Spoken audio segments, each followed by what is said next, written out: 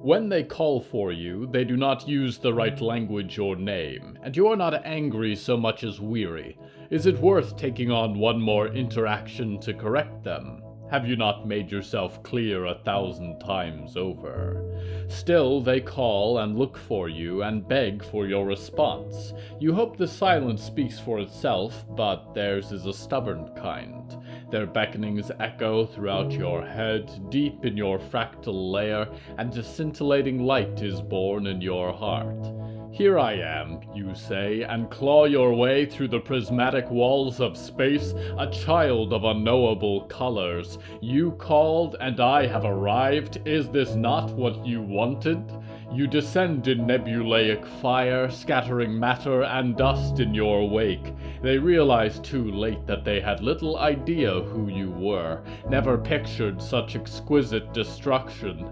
Flames in 1,000 shades scatter their dwellings to the wind. The forest is dark around you, watching curious and afraid, and uses the right name as it bids you hello from the Hallowoods.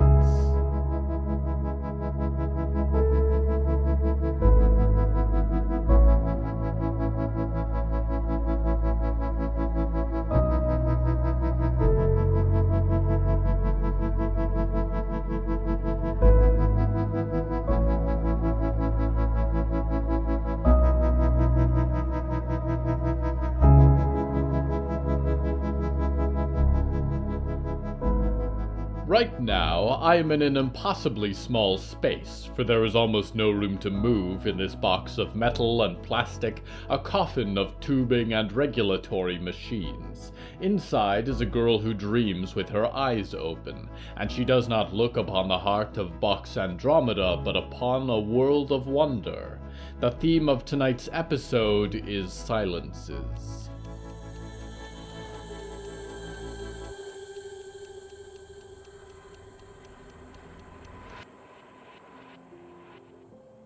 Danielle sat in a field of grass, listening to the wind. It carried the echoes of a voice. Behind the colors and lights, it droned on like narration.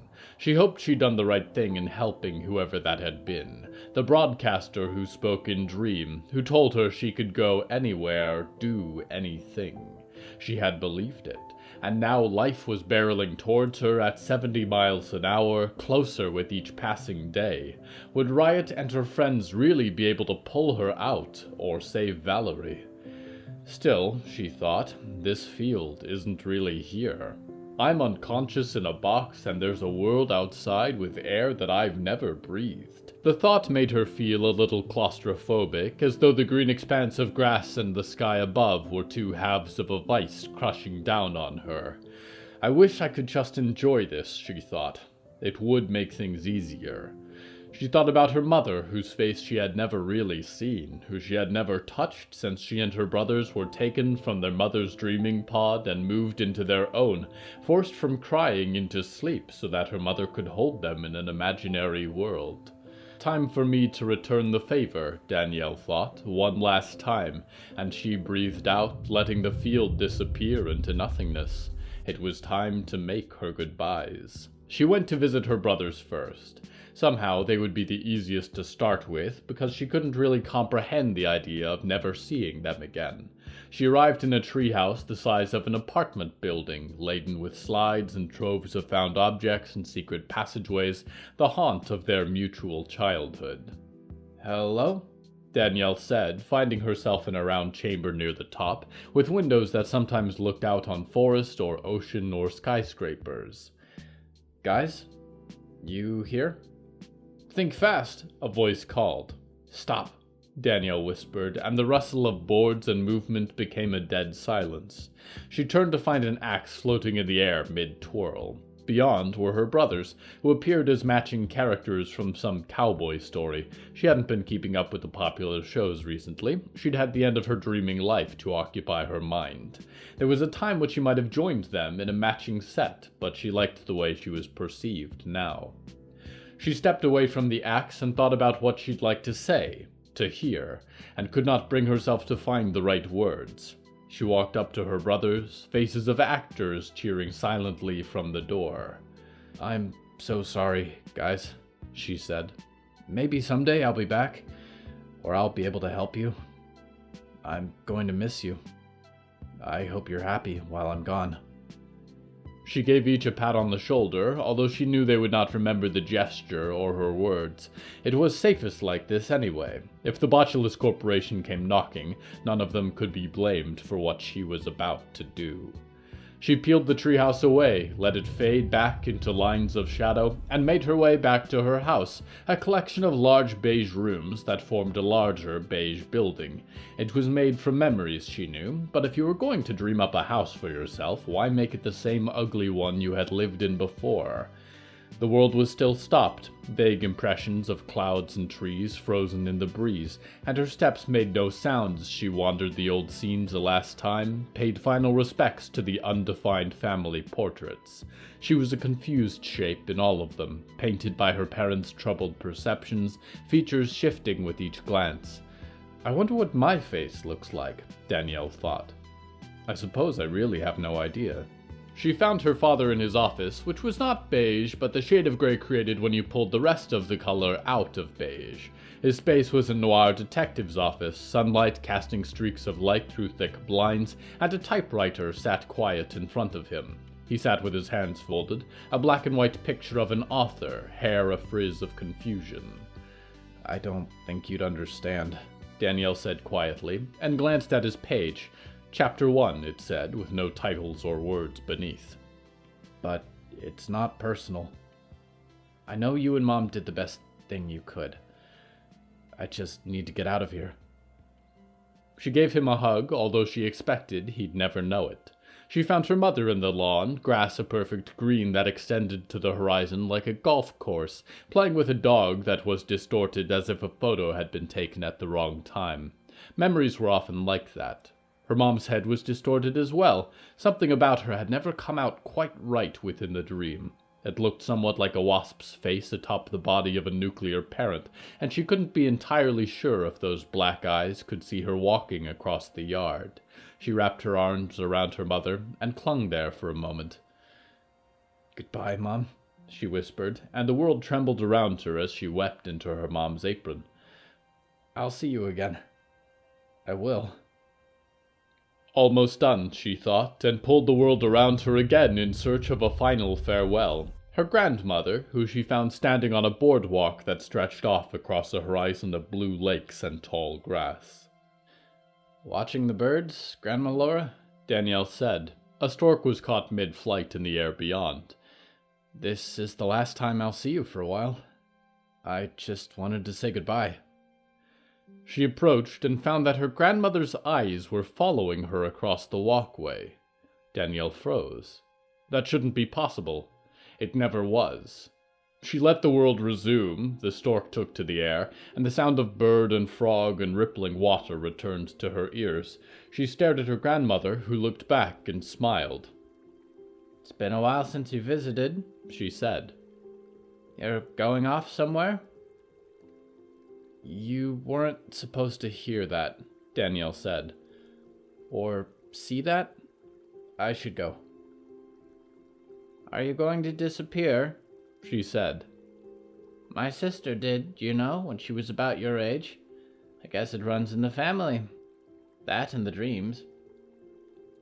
"You know about the dreams?" Danielle said, putting her hands on the railing. "I thought I was the only one." "I was never as gifted as your great-aunt Amaryllis," she said. "Never caused as much trouble, either." "Do you have a little time to talk about it?" Danielle said, glancing around. She wondered if the birds and frogs were watching her. "Stay with me a little while," Grandma Laura said. "I can tell you what I remember. You're in a hurry, aren't you?" "Not exactly," Danielle said, and sighed, watched as a dragonfly drifted beneath through the lilies. "Just waiting on a friend."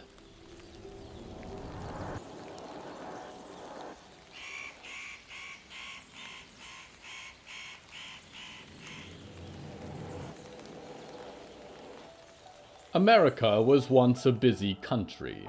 Cities cast light that drowned out the stars, automobiles ran in eternal journeys, and trains blasted across the landscape. Now, all of these great engines of industry have gone quiet, and their rusting corpses dot this silent expanse.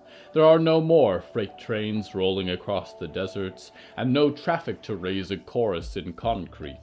Wind and the free songs of the summer wildlife, and beneath all the growing roots of black trees and obsidian groves are the new sounds of America, a silence bearing the whispers of a new age. Unfortunately, Botulus Corporation advertising methods survived to pollute the world with their sound, and their drones and carriers sail overhead like insects, a flicker of electric life that refuses to give in to the desolation of time. Their calls to action and marketing messages echo across the lower landscape of America still, hoping to reach any who still live and wander. We go now to one who does not hear them.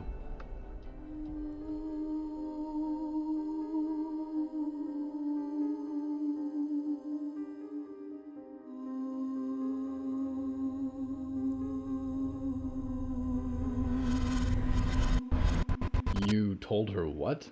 Jonah said. Rain pattered on the windows of their scout post room. It just makes sense to me, Hector said, leaning in the door and avoiding eye contact. You want to stay here. I get that. But it's falling apart. If you want there to be anything left, I think it's you and I who have to make that happen. They know what they're doing, Heck, Jonah said, sitting on the edge of their bed. Violet and Byrne fought to have a life up here, same as anyone else. They've dealt with the Froglands for years, and they just convinced these Fort Freedom people to help us, no thanks to you, apparently. People who were supposed to be here by now, Hector said, looking up. His dogs lay next to each other on the floor, glancing between them expectantly. At least the one that was alive did. He was never sure where Heidi's clouded eyes were looking. Maybe they're running late in the storm, Jonah said. There was a rumble of thunder from outside. Or ran into Froglands. We don't know if it's anything bad yet. We can't rely on them, Hector said. You saw the way that Mrs. Wicker lady orders them around. I can't stand that. I would have liked Buck to stay, Jonah conceded, crossing his arms. I'm not sure he likes being at Fort Freedom, from what he said. Sure, Hector said.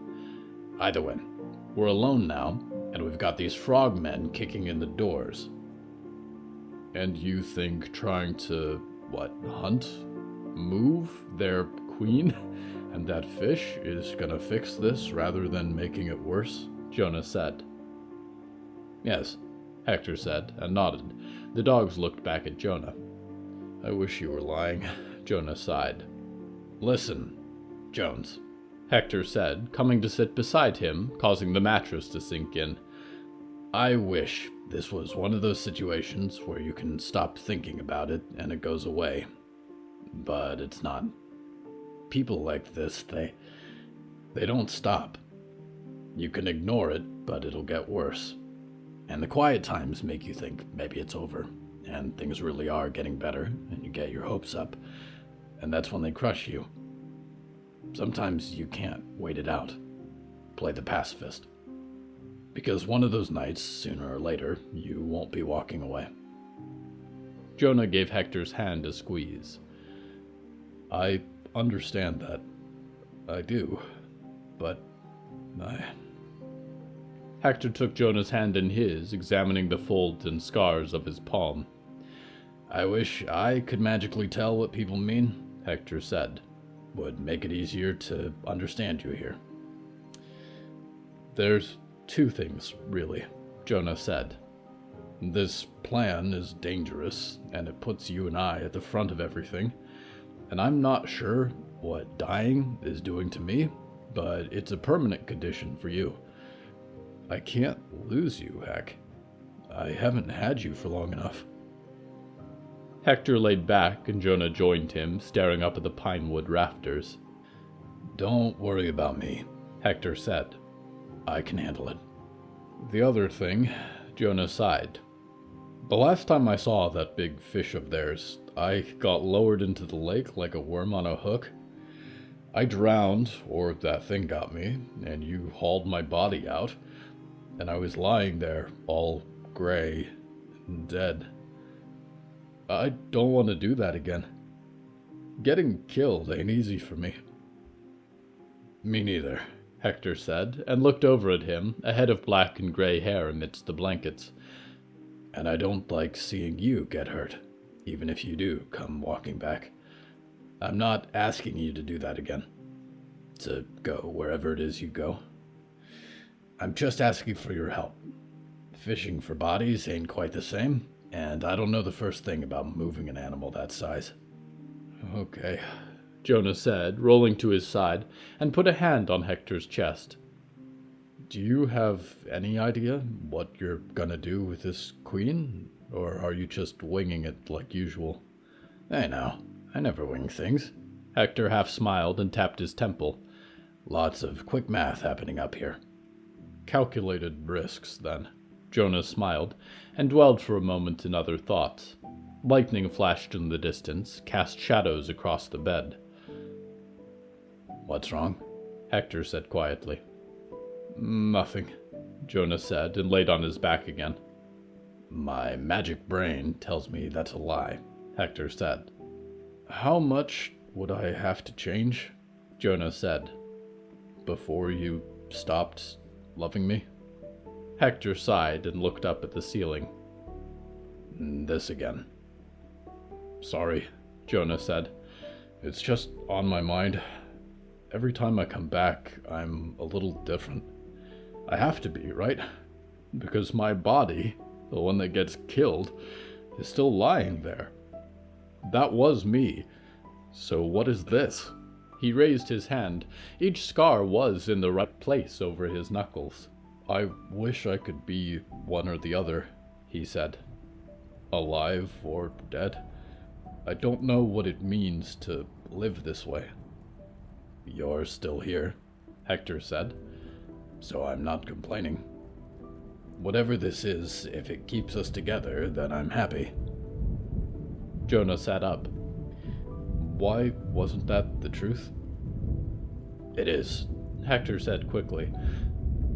"But I'm also concerned. And you know what? It's not even because your eyes are green now, or you can make the stars change colors, or tell when people are lying.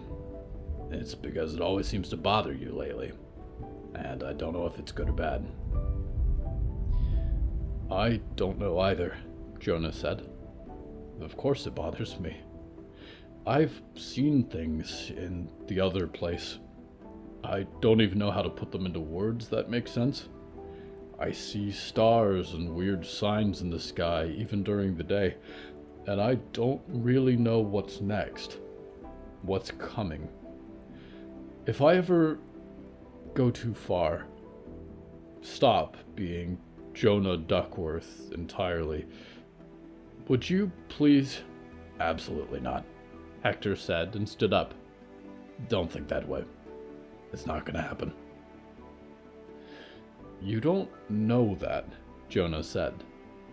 There was a sound of ringing bells, then clamoring in the rain. The scout post was up in alarm.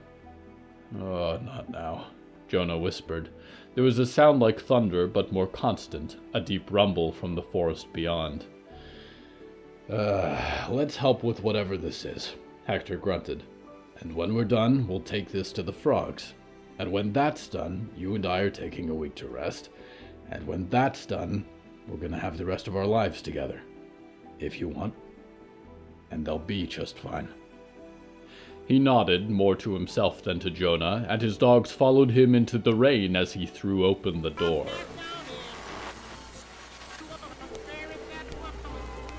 It was my privilege to participate in early tests for the Prime Dream user experience prior to public release. I can't tell you how exhilarating my first moments spent in Shared Dream were for me, but beyond that, I saw opportunity. A chance at real, lasting happiness for every man, woman, child, and nonconformer who closes their eyes to join our happy dreaming family. It was especially important to me that we have no gaps in our user experience, no moment where you sit and feel bored, no time when you don't know what to do next. The beauty of Dream is that there are no transitions.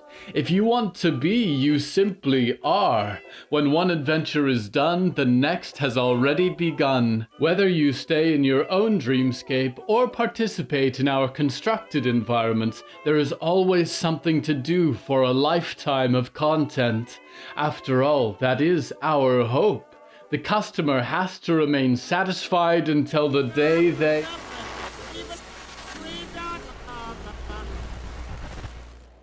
There are few beings that thrive in a state of constant distraction, and I cannot say any of them are the better for it.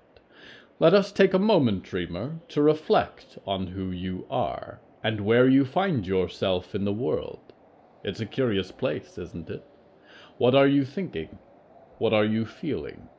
Where are you going from here?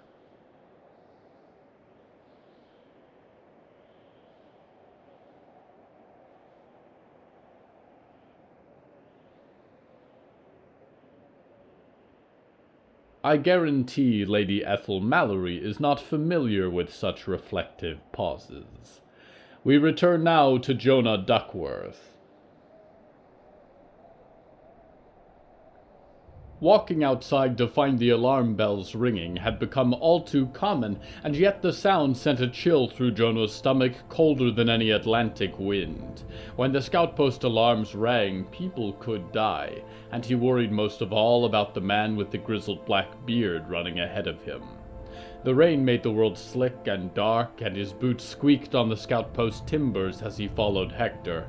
Shouting voices and ringing bells filled the air, and beyond them was a greater sound, shouts which he recognized immediately, for he had drowned to their chorus. Log-balog, log-balog, log-balog. He froze for a moment, and Hector was charging into the storm across the fort's upper walkways, words flying into the wind. Hands like claws seized Jonah's arm, and he spun to find his mother, who had donned one of the scout post's yellow rain hats. "What's going on?" she cried. "Jonah, what's all this racket?" "I don't know, Ma," Jonah said. "You should stay inside. I'll go see what's wrong." "Keep telling me to stay inside and see where it gets you," she said, and shot him a look that meant for a future quarrel. "Stay safe." She began to limp back across the ramparts, and Jonah turned his attention to the darkening sky, where clouds had begun to boil in a murky storm, thunder and the Froglin war song echoing over the scout post walls. And there, in a flash of lightning, it stood. Painted against the roiling cloud was the great black head, the outstretched antlers like fishhooks, the wide smile of a wandering night gaunt.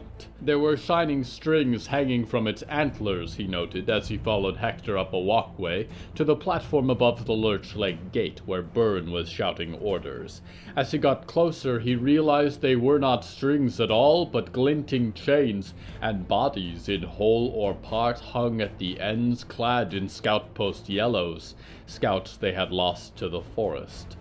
The beast was eyeless, but gigantic ears twitched and pivoted towards them as it stepped forward, silent as a spectre and as tall as the pines. Below the night gaunt, froglins were peeling away, their war cries no longer needed to lead the gigantic beast as the scout post's alarms caught its attention. Loud noises, Jonah remembered. It crossed the last stretch of the Lurch Lake Trail in a matter of moments, and the wall of the scout post shuddered and twisted as clawed hands the size of king crabs connected with the top of the wall. The wood shivered and sheet metal buckled under the weight of the beast's arms, and arrows flew from over Jonah's head into the huge face now so close to the ramparts. It shrieked as the barbs pierced its wet black fur, a sound that was shrill and painful somewhere beyond the register of Jonah's hearing. Scouts on either side of him held their hands to their ears and wailed. With a thrash, the night gaunt twisted the top of the wall, and Jonah was suddenly aware of a number of things happening crumbling at once. The Lurch Lake gate was collapsing entirely, sheet metal and support ripped free of the rest of the fort's frame, and the upper rampart dissolved into boards as it began to fall. Scouts with rain flying from their spears and bows backed away or tumbled off the edge as the thick claw of the night god swept across the top of the wall, seeking the first meal of the night. Byrne tried and failed to find her footing as the rampart disintegrated and slid off the edge, plummeting 30 feet with the wreckage. Left behind her was Hector and his dogs, backing away too late as the night gaunt reached for him. Jonah moved faster than he thought he ever had, pushing past the scouts to pull Hector roughly past him and to the ground, away from the collapsing platform. For a moment, he could watch the expression on Hector's face lit by the lightning, changing from shock to thanks to horror. Not again, Jonah thought, and with a sudden impact, the world was moving at a furious speed, and huge fingers wrapped around his body and pulled him off the wall with incredible force. Beneath his boots, he could see the gateway falling to pieces, burying those who had fallen in the debris. The dogs howled at him, and Hector fished at his bag for the right tool as Jonah felt the hot breath of the night god's maw open behind him. He closed his eyes. All the world was stars and flame.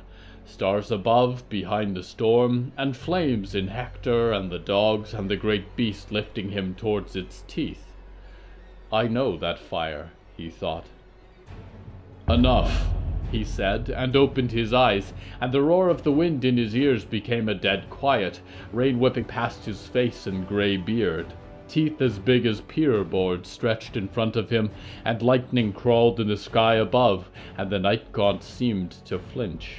I'm not going to die today, he said, and his voice filled the quiet like thunder. The wind sent his hat flying, but in the moment he did not care, could not take his attention away from the gargantuan thing about to swallow him whole. This is not where you belong, little dear, he said, and the night gaunt's nose flared, and its ears twitched and flattened. His voice was a storm of its own, and the night gaunt shrieked back, breath flying in his jacket. Get along now, he shouted, and the stars burned suddenly brighter like electric lights, and there was something in the beast then, fear or understanding, and a sudden convulsion. He thought for a moment it might throw him across the forest, but it let him down onto what was left of the Lurch Lake gate. Mud flew as a gigantic hoof lifted away from him, and another, and the night gaunt stepped away towards Lurch Lake until it was just a shaking between the distant trees. In the darkness of the forest beyond, he could see little eyes glowing. The frogs watched and grimaced as their beast sought other prey. One had a crown of mud and bones, and Jonah's eyes widened as it bounded 30 feet into darkness. I know you, he said. And then the world was noise and chaos, and Hector was shouting, and people rushed over to a blood-streaked burn, and there was a hand caught in the wreckage of the gate, and there were so very many stars in the sky. Jonah could barely count them. They filled the world with white, and he fell off the wreckage of the rampart into a persistent darkness.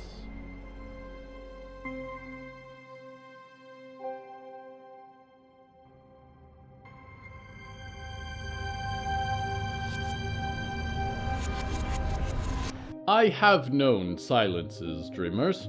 This may surprise you, for I am typically found in all places, watching countless lives and stories unfold, and otherwise I am talking with you. Nevertheless, there was silence in the orchard, only the stellar wind moving in groves of stars. But not every quiet is the same, for that was full of joy and possibility. It was silent, too, when the Garden of the End was broken, and I was half a universe away, could not reach him in time, could only watch. They wanted it that way, I think. I do not know what I could have done were I there, but I know it would have been rash and violent. There was silence when his heart was stilled beneath the Arctic ice, although it was not an organ in the way you have them. It was a creation, a gift, a cherished token of all that he was. There is silence now, for the Council of Heavens will not speak of it at all. will not look me in the eye. It is like they pretend it never happened, dreamer. Like it was all a bad dream, washed away by the sun. Like there is not someone missing. Someone whose laugh will never again grace the fields of starlight. I was supposed to be better about this. This story I am sharing is not about me. It is about these others whom you have come to recognize, and it is in some clandestine way about you. We go now to one who appreciates the quiet.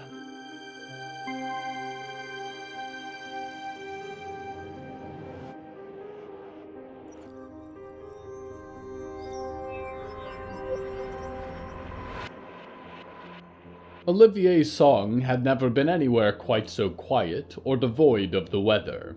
In every direction around them, a blinding desolation stretched out to the horizon. It was like photos of the lunar landscape, except with a pure blue sky instead of blackness, and the occasional dried shrub or bleached tree to break up the gray stone. The air was dry in his lungs, and he pulled what traces of the wind he could gather in lazy circles to keep cool.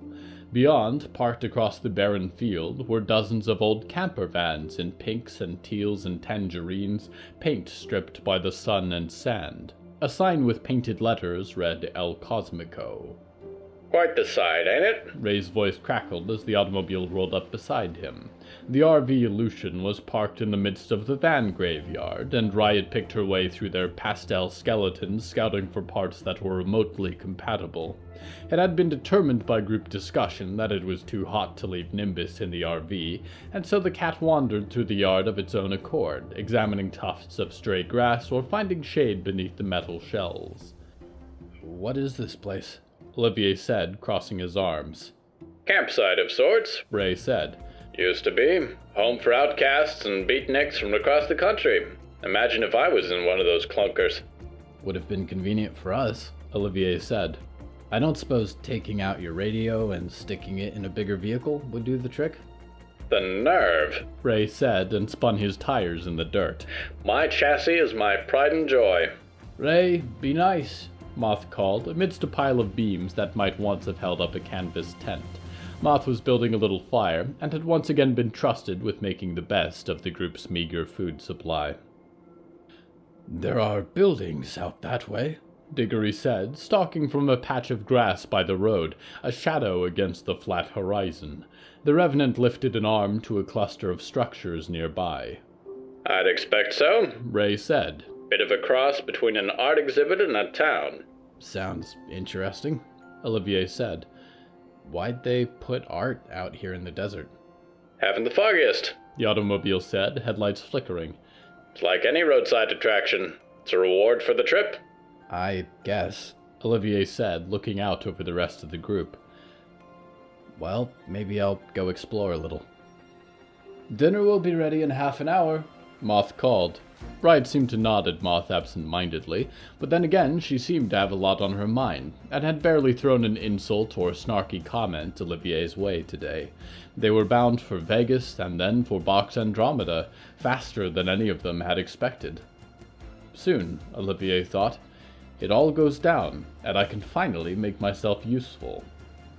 Olivier raised a hand and closed his eyes, and was wrapped in the breeze.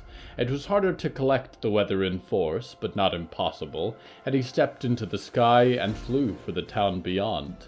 The desert was dotted with crumbling adobe buildings, faded billboards featuring vintage Americana, and comically small storefronts worn by the years. The wind was refreshing against his face, a reprieve from the heat and the stale air of the RV.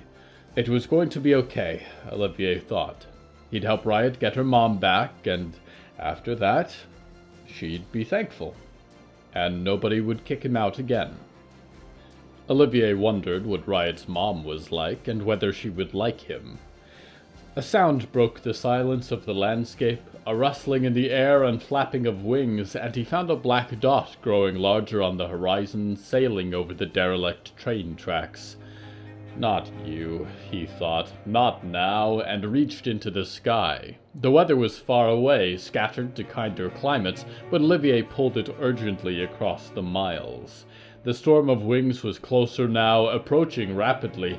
Olivier lifted up a hand towards it and thought about the envy and the games and the cruel tricks, and a bolt of lightning left his fingers and arced through the air. It connected with the onslaught of ravens first, and with a nearby billboard. Bulbs and rusted metal denoting Motel Thunderbird exploded in a flurry of sparks as it collapsed. Olivier fell from the sky, following the ugly birds to the ground, cloak flapping around his shoulders. His hands tingled from the energy, and his feet crunched in the gravel as he landed. "What do you want?" he hissed.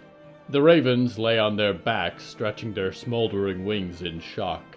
Some began to hop back up to their feet, looking up at Olivier with glistening eyes.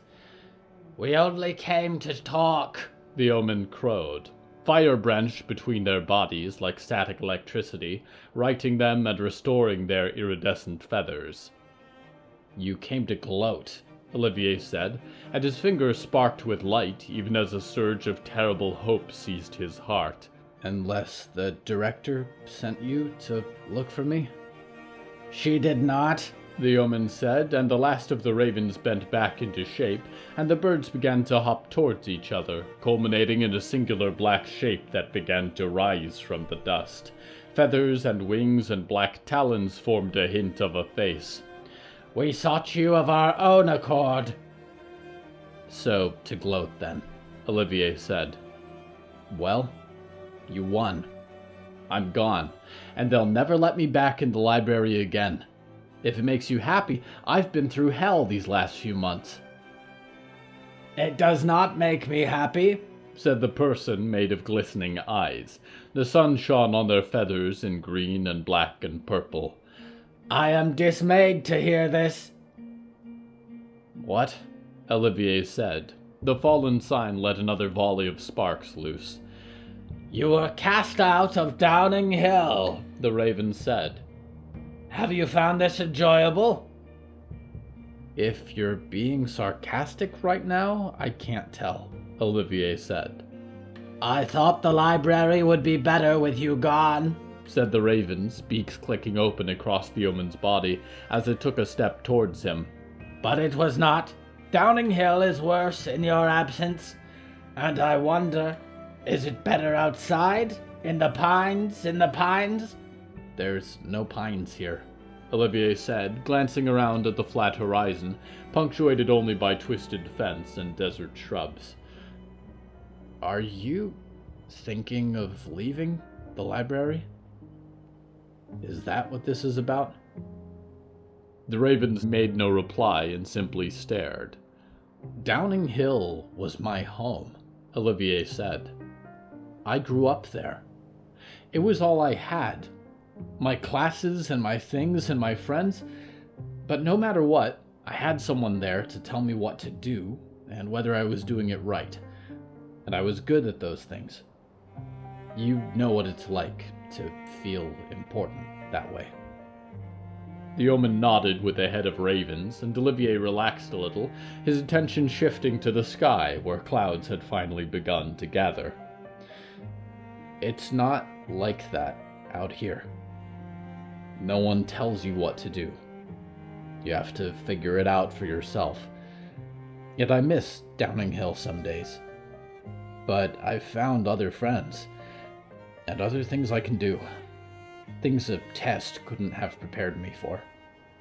I've had to learn how to live all over again, Omen. And if you leave Downing Hill, it won't be easy. But I guess it could be whatever you wanted it to be." "I do not know what I want to be," the raven said.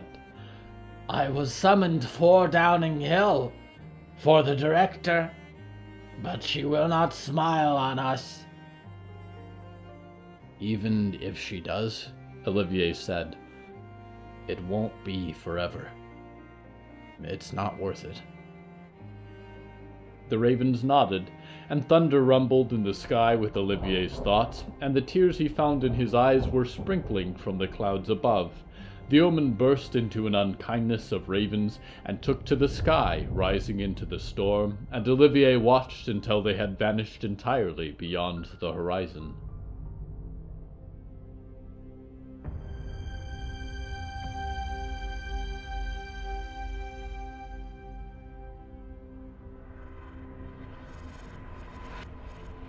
Silences.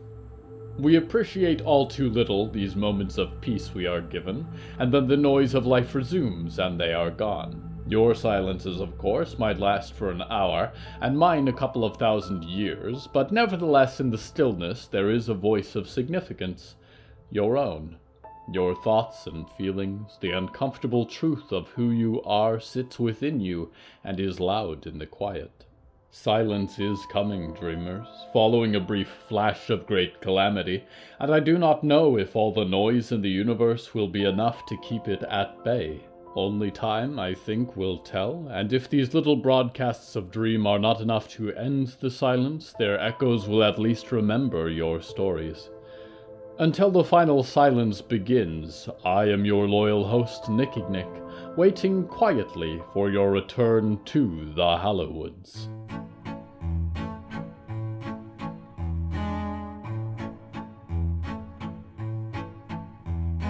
Hello from the Hallowoods is written and produced by William A. Wellman. Hello, that's me. If you enjoyed this show, please don't forget to follow it and share it with a friend. The bonus story that goes with this episode is called No Garden, and is available on the show's Patreon at patreon.com/Hallowoods. Because we operate without ads or sponsors, our supporters are all that keeps this show going. Plus, supporters get weekly bonus stories, behind-the-scenes content, exclusive merch, and even more. Merchandise and episode transcripts are available at hellofromthehallowoods.com. You can even find us on social media at the Hallowoods. Music is used under license from artlist.com. Our opening theme is Forest Overture by Yehezkel Raz, and the closing theme is Farewell by Belsitzman and Matan Ephrat. Until next time, dreamers, please be wary of walking in the early hours of the morning. It's possible to get lost in the magic of the dawnless night when all the world is sleeping, and you'll have only witches and fast food breakfast place attendants for company.